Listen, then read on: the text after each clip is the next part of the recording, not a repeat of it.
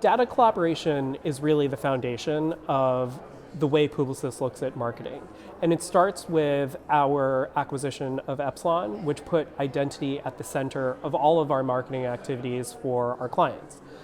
What has changed is that we've been able to enhance that with channels, whether that's publishers, retailers, influencers as well, right? And so now we have all of these touch points that allow us to connect our brands with consumers, and we're able to do that with precision because we're connected to 90% of adults across the world that are connected to the internet. So what I would say is that it's not a wholesale change. It's really much more of an enhancement, and it's a way to have our clients meet their consumers where they are. Ray, wanted to know, what role does AI-powered identity play in helping brands personalize at scale without compromising privacy? It seems like a tricky balance.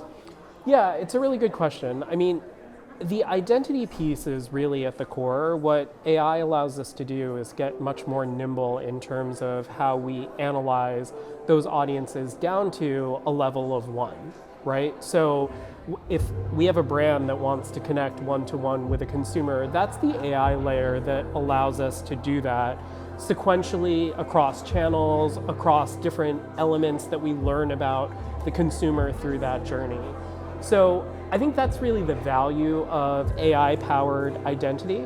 And the privacy component is incredibly important. It's something that we take very seriously at Publicis Groupe.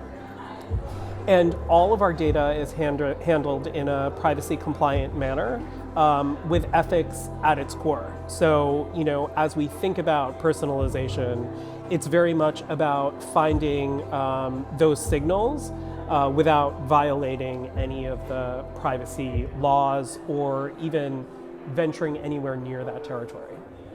So I have the sense that data silos are continuing to break down. Ray, feel free to correct me if that assumption is wrong. Yeah. But wanted to know if that assumption is correct, what new kinds of partnerships or integrations are becoming most valuable to marketers right in that context?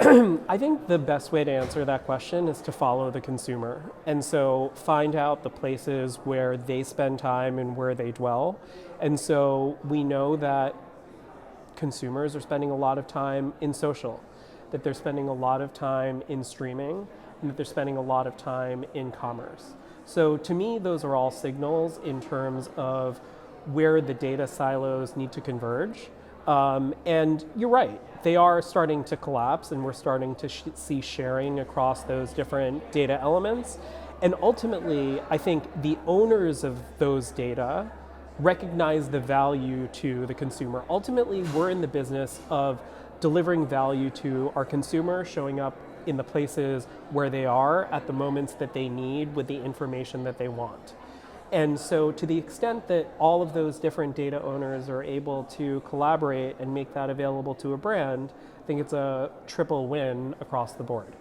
Ray, I wanted to know, how do you see clean rooms evolving beyond compliance tools into engines for creative and strategic growth? Yeah, I mean, look, clean rooms are an incredible asset for brands and their agency. If you don't have the data, you're missing half the story. And so the way that I see them evolving is having all parts of the marketing organization being able to reach into the CDP and using it, right? So it's not just for the analytics team, it's for the creative team and the strategy team to pull out those insights at scale about an audience, about a persona, about a person, and being able to generate that content that goes across the supply chain on the internal side, and then pushing it out through the channels to orchestrate the consumer journey, which becomes incredibly important. It takes something like 10 touches for a brand to convert a consumer.